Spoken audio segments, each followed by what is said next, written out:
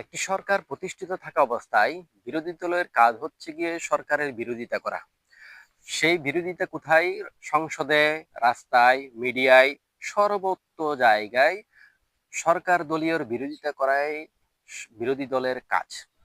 এই বিরোধিতা করতে গিয়ে প্রয়োজনে রাস্তা ব্যারিকেড দেওয়া, আপনার এই যেটাকে যারা পিকেটিং বলে, গাড়ি ঘোড়া জ্বালিয়ে দেওয়া, মানুষ আমরা তো দেখতেছি মানুষ হত্যা হয়, মানুষ হত্যা করা, এই ধরনের যত ধ্বংসাত্মক কাজ আছে সব করা তাদের জন্য বৈধ, কেননা তারা বিরোধী দল, তাদের বিরোধিতা করার অধিকার রয়েছে। এটা তাদেরকে গণতন্ত্র তাদেরকে এই অধিকারটা দেয়। তো সরকারের অধিকারটা কি? সরকারের অধিকার হচ্ছে গিয়ে এটাকে দমন নিপীড়ন করা। এটাকে যত দমিয়ে রাখতে পারবে সেটাকে বলা হচ্ছে শক্তিশালী সরকার। আর সরকারকে যত চাপের মুখে রাখতে পারবে এবং সরকারকে হেনস্থা করতে পারবে এটাকে বলা হয় শক্তিশালী বিরোধী দলীয় বিরোধী দল। তো গণতন্ত্র তাদেরকে এই অধিকার দেয়, গণতন্ত্র ও কমন সেন্স।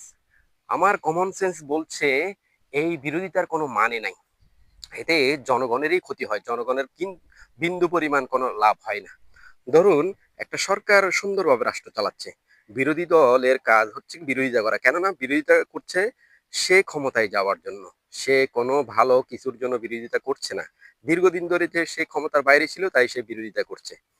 এখন দেখেন, সে বিরোধিতা করতে গিয়ে রাস্তায় যখন হরতাল দেয়, সেই দিন মজুর, সেই দিন এনে দিনে খায় এমন ব্যক্তিদের খুব ভয়ানক পরিস্থিতি হয়। যারা দিন এনে দিন খায় তারা আমার সাথে একমত অবশ্যই হবেন, এবং কি যারা বিবেক সম্পন্ন তারাও বলবেন হ্যাঁ এটা অবশ্যই উচিত নয়।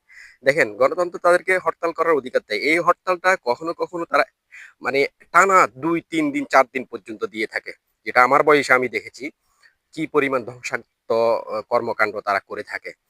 অসংখ্য মানুষের জীবনহানি হয়, অসংখ্য সম্পদ নষ্ট হয় এগুলির মাধ্যমে। এরপর ধরেন সরকার এবং বিরোধী দল তারা তারা মারামারি করলো, তারা তারা ক্ষমতায় গেলেও আসলো, কিন্তু সাধারণ জনগণের অবস্থা খুবই টাইট।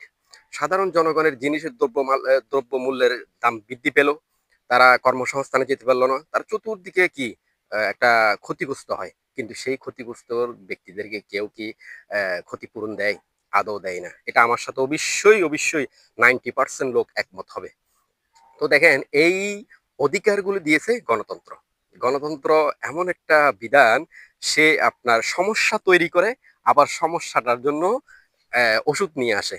যেমন ধরুন, সে আহ, বলে যে যদি কোনো এলাকায়, যদি কোনো জায়গায় অনেক মানুষ যদি আহ, ধরেন ড্রাগস, মদ বা এই ধরনের কিছু যদি খেতে চায়, তাহলে তাদেরকে অনুমোদন দিয়ে দাও। দেখেন, এগুলি খেলে কিন্তু ক্যান্সার বা মরণ ব্যাধি সমস্যা হয়, এগুলি তারাও জানে, চিকিৎসা বিজ্ঞানও জানে, সবাই জানে, কিন্তু তবু তারা সেটা বন্ধ করবে না, কেননা এটাকে বলা হচ্ছে জনগণের অধিকার, নাকি এটা নাকি অধিকার। তা আমি মনে করি আসলে কমন সেন্স বলে যতই অধিকার হোক না কেন, যদি খারাপ কোনো কিছু জনগণ চায় অবশ্যই জনগণকে দেওয়া উচিত নয়, কেননা জনগণের অভিভাবক হচ্ছেন সরকার। সরকারের দায়িত্ব হচ্ছে গিয়ে খারাপ জিনিস দূরে রাখা, যেন জনগণ এটা ধরতে না পারে। এটাকে লাইসেন্স দিয়ে বৈধ করার কোনো মানে হয় না। এটা হচ্ছে গিয়ে কমন সেন্স বিরোধী কাজ। তো আমি মনে করি বা কমন সেন্স বলছে একটা সরকার সুন্দরভাবে রাষ্ট্র পরিচালনা করুক, তার কোনো বিরোধিতা থাকা উচিত নয়, তার রাস্তার মাঝে কোনো বিরোধিতা করা উচিত নয়। হ্যাঁ, আপনি হয়তো বলতে পারেন তাহলে তো সরকার বিদ্রোহী হয়ে উঠবে, ফ্যাসিস্ট হয়ে উঠবে। সেই জন্যেই তো ভাই একজন ভালো লোককে নির্বাচিত করতে হবে, একজন ভালো ব্যক্তিকে ক্ষমতায় বসাতে হবে। আপনি যদি যে কাউকে ক্ষমতায় বসিয়ে দেন, তাহলে দেশে দুর্নীতি করবেই, যেটা করতেছে। আমরা কত আইন কানুন, কত দুদক, কত কমিটি বানিয়ে এই দুর্নীতি থামাতে পারতেছেন? পারবেন না, ভবিষ্যতেও পারবেন না যদি এই নীতিমালার মধ্যে থাকেন। কমন সেন্স বিরোধী কাজ যদি সমাজে, রাষ্ট্রে, যে কোনো জায়গায় হয়, সেখানে কখনোই আপনি ন্যায় ইনসাফ প্রতিষ্ঠা করতে পারবেন না। সালাম আলাইকুম।